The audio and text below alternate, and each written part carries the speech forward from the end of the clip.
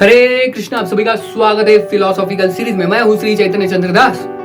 जैसे बहुत बार भक्त पूछते हैं कि मैं भगवान की भक्ति कर रहा हूँ, भगवान का जप कर रहा हूँ, लेकिन मेरे जीवन में इतने दुख क्यों आ रहे हैं, क्लेश क्यों आ रहे हैं। मैं तो भगवान का इतना बड़ा भक्त हूँ, सेवक हूँ, मेरे जीवन में क्लेश क्यों आते हैं। दूसरे के जीवन में आए तो आए, लेकिन मैं तो भगवान का बड़ा भक्त हूँ, मेरे जीवन में दुख, क्लेश, मिजरीज क्यों है। मैं तो भगवान का बड़ा भक्त हूँ। ऐसा बहुत बार प्रश्न हमें बार बार सताता है कि मैं भगवान का बड़ा भक्त हूँ, मेरे तो जीवन में सब कुछ सुख शांति से चलना चाहिए।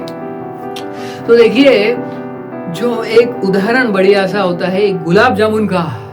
गुलाब जामुन जो होता है, जब हम बनाते हैं गुलाब जामुन तो क्या करते हैं, सबसे पहले उस गुलाब जामुन को हम जो घी होता है, गरम घी में अग्नि के ऊपर उसको पकाते हैं, बराबर कि नहीं। तो गुलाब जामुन जब घी में डालते हैं, गरम घी में, तो वो जो गुलाब जामुन पहले सफेद होता है, धीरे धीरे पकता है उस गैस के ऊपर, उस कढ़ाई में पकता है गरम घी में, और बाद में धीरे फिर वो कैसा बनता है, गोल्डन ब्राउन बनता है।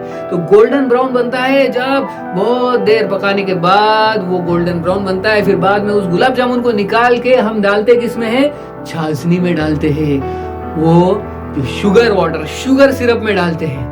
तो ये प्रक्रिया है गुलाब जामुन की। तो गुलाब जामुन से हमने सीखना चाहिए। देखिए, पहले तो बहुत फायर लगता है, हीट होना पड़ता है, पकना पड़ता है, गोल्डन ब्राउन होना पड़ता है, तब जाके फिर छाछनी में डाल देते हैं उसको। तो वैसे ही जो भक्त है, भगवान क्या करते हैं, पहले उसको काफी सारा दुख देते हैं, क्लेश देते हैं, ताकि वो गोल्डन ब्राउन बने, और फिर बाद में उसको छाछनी में स्वीट नेक्टर में डालते। तो एक व्यक्ति जैसा भक्त निष्ठा के स्तर पे पहुंच जाता है, तो उसको भगवान की भक्ति में इतना आनंद आता है, फिर उसके जीवन में कुछ क्लेश नहीं होते। लेकिन पहले तो अधो श्रद्धा से लेके अनर्थ निवृत्ति तक तो फायर को झेलना ही पड़ेगा।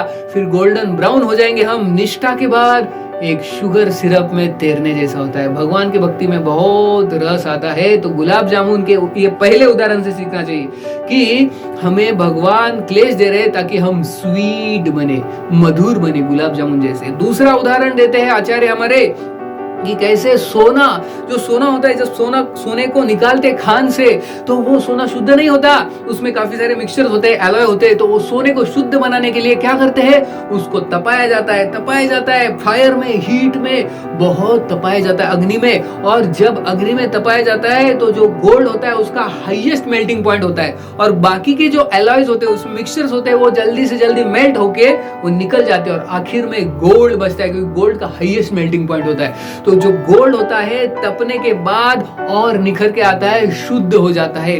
तो ये दूसरा उदाहरण है कि जीवन में, भक्त के जीवन में भगवान डिफिकल्टीज, दुख, क्लेश क्यों भेजते हैं, क्योंकि उसको शुद्ध बनाने के लिए जो भी अनर्थ है, इंप्यूरिटीज हुए हैं, वो निकल के जाए। इसलिए भगवान क्लेश देते, दुख देते, फायर देते हैं, ताकि हम शुद्ध बने।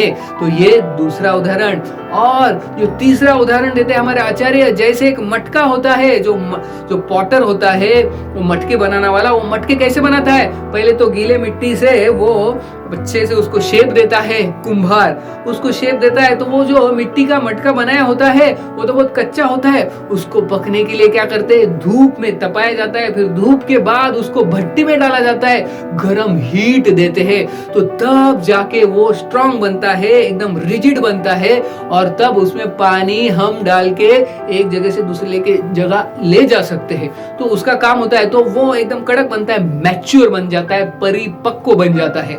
तो ऐसे तीन उदाहरण देते हैं हमारे आचार्य कि भगवान एक भक्त के जीवन में क्लेश, दुख, आपदाएं क्यों देते हैं, ताकि वो तो पहले गुलाब जामुन जैसा स्वीट, मधुर बने, दूसरा कि वो जो सोने जैसा शुद्ध बने, और तीसरा जो मटके जैसा परिपक्व बने।